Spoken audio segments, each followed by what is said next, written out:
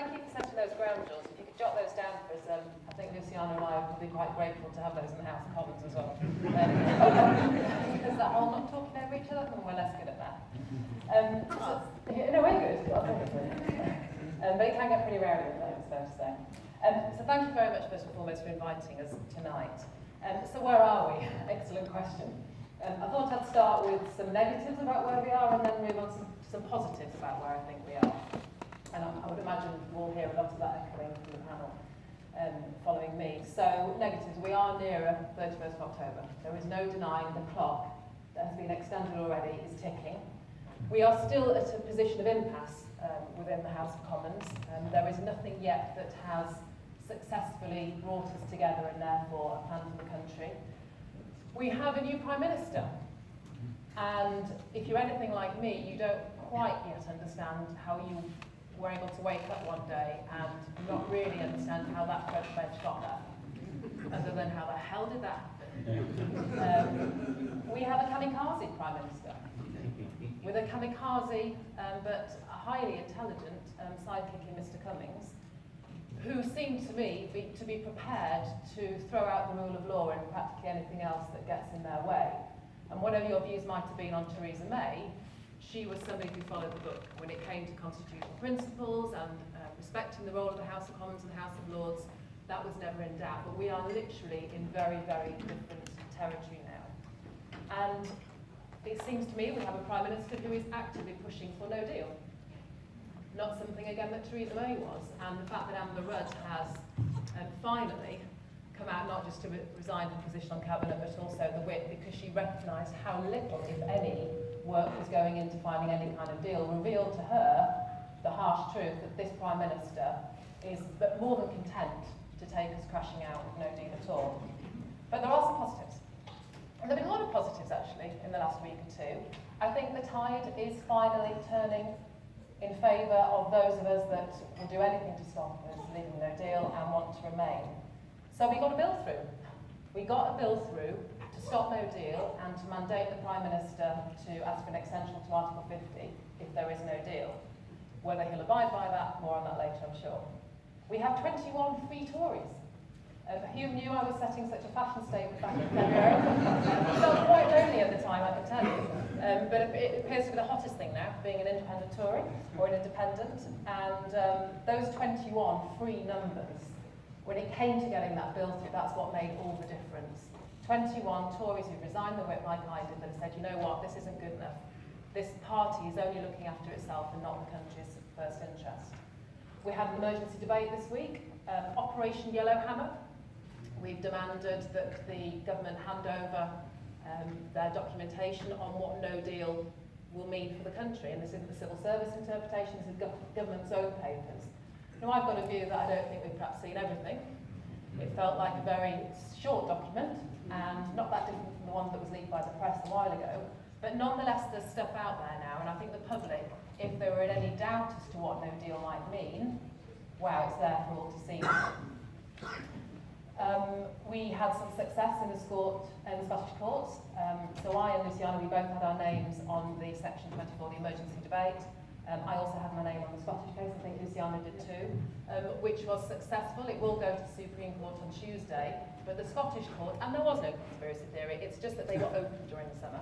So that's the reason we chose the Scottish courts, time being kind of precious. And they have agreed that they believe that the Prime Minister has acted unlawfully by proroguing Parliament. We have managed to delay a general election because we're not scared of it, but we all know that if the government asks and demands that general election, then they get to control the timetable of that general election, which would have given Boris carte blanche to pick the date and therefore potentially still get us out with no deal. And the best thing of all is us Remainers are getting organised, which brings me on to the Unite to Remain initiative. So Luciana and I will think back fondly to our happy time in Change UK. TIG, is it TIG? No, happy times are TIG, you're right. Change UK, the European elections. If I had £1 for every time somebody had said to me, when the polling shifted, do you remember, and the Lib Dems and the local elections and the Greens had done particularly well, and the polling for us dramatically changed. If I had £1 for every time somebody had said to me, Heidi, why can't the Remain parties get their act together? You're going to split the vote. The Brexit Party, they're together, they're going to return more seats than we are.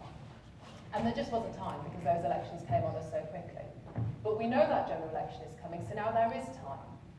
So I've formed an organisation called Unite to Remain, which is essentially working with the Remain parties and the independent MPs across England and Wales to see whether it's possible to have one backed Unite to Remain candidate in as many seats across England and Wales as will make a difference if we don't split the Remain vote.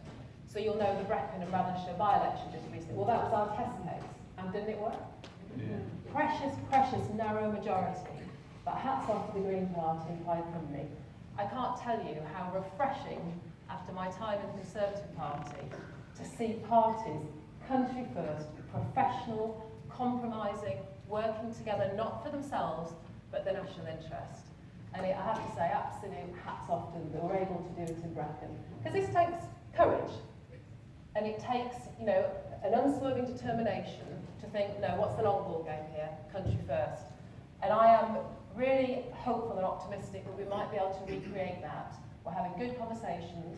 My goal is around about 100 seats. So when that general election comes, we will have Unite to Remain focused, well-financed, campaigning candidates in those seats. And then what might be possible? We could return with the SNP something in the region of 150 Remain MPs for the House of Commons. So if we haven't managed to get the legislation through for second referendum by then, just think how that might shift the dynamic. So what can you do? If you're in political parties, take that deep breath. Wherever you live, your candidate may not be who you would like to be your candidate. It may not be your party. Eyes on the prize. Compromise. This is about the national interest. We're not going to be bedfellows forever, I'm sure of that. But for this most important general election when it comes, we have to work together. And I am confident that people can do that because they see what might be achievable here. So just to wrap up, two thoughts for me on terms of what might happen next. Well, it's all to do with when that general election might come. Tom Watson, interestingly, came out and said that he thinks, I think he's right, that a general election wouldn't give us an instant solution. It's not going to suddenly magic away the Brexit impasse that we're in. So whether, if Boris Johnson tries to bring a deal, an amended deal, I don't know what he's going to do to it, maybe he'll change the font. Suggest, whether it's small font, it's changed, and convince the RG. If that deal does come back to the House of Commons, might now be the time to attach a People's Vote amendment to it. Two new people have come out, two new MPs, Oliver Letwin and Antoinette Sandbach today. So we're starting to feel confident that there are now the numbers to get us over the line. Or we have that general election. Through the Unite to Remain project, we return a significant number of Remain MPs that then can ensure we get that second referendum through the House of Commons. So in summary, it's not over yet, but there are reasons to be cheerful. Thank you so much.